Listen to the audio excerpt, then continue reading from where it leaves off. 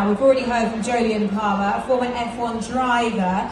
But now it's time to get an insight from a former F1 engineer who used to look after the very colourful Kimi Räikkönen. So this chat should be pretty interesting.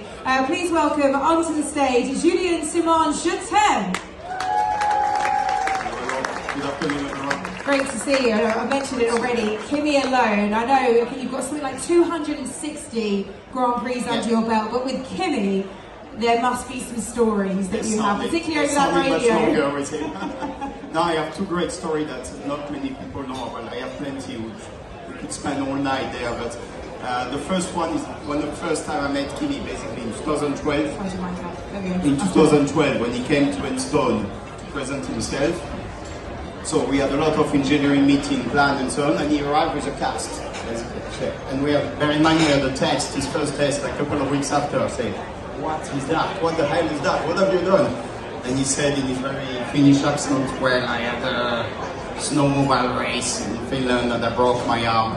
Is it a snowmobile? Yes, like literally a few days before.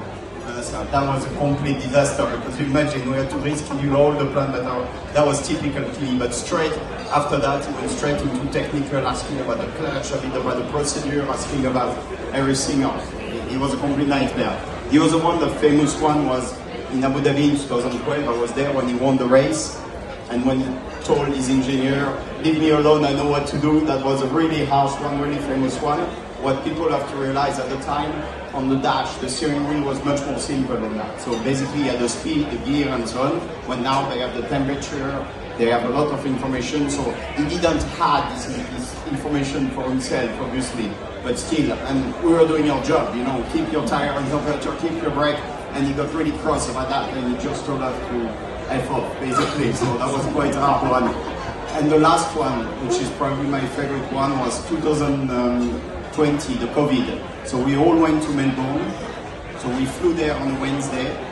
On the Thursday, we learned that some people in McLaren had been tested positive, and it was really the beginning. You have to understand, nobody really knew what was happening. On the Friday, we have a meeting with all the team, and after the meeting, the team boss come to see me and say, "Okay, you have to call Kimi because you have to tell him the Grand Prix might be cancelled and so on." So I call him, no answer. I call Mark, his physio. He was already on the plane, so he was already taking off from Melbourne without even having asked. But that's typical Kimi, you know. Was he like this the whole time, or did he ever sort of break character and he was actually quite nice and friendly and warm? Was he just blunt? Friendly and warm is not the term I would use to define him, let's say, but he was really, what was interesting for him is racing, you know. It was all about racing, going faster, work with the engineers to improve the car, and if you could provide that to him, it was great.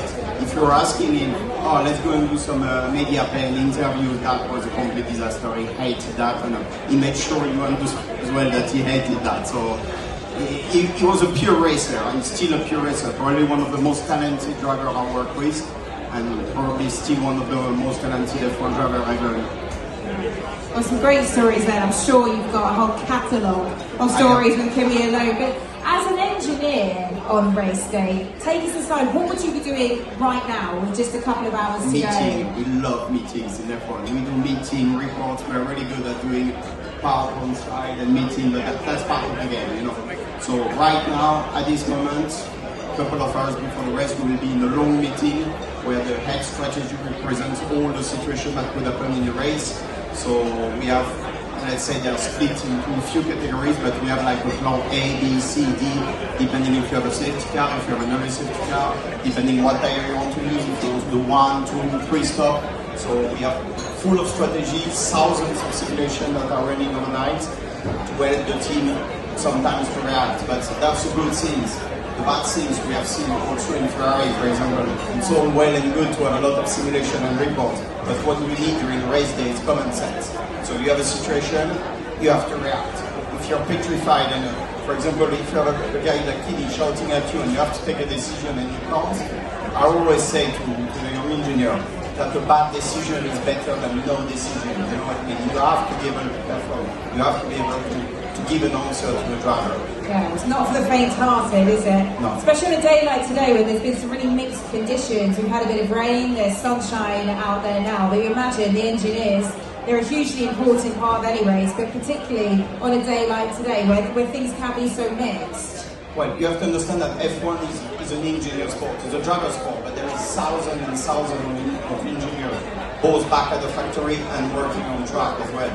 So it remains an engineering sport, you know. So in any kind of situation, you will have to take what happened yesterday during the wet. You have to understand in F1 you can't change the car anymore after the start of the qualifying because there is a rule of park farming, which means you cannot change the car. So you have to already plan what will happen in the race, forecast. Okay, body's in the wet, race will be dry.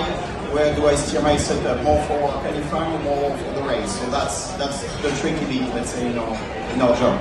I think tricky is an understatement. It's been fascinating speaking to you, but you're off today, you're here to enjoy the race, so we'll let you go. But please give it up for Julian. Thank you very much. Hope you have a good day.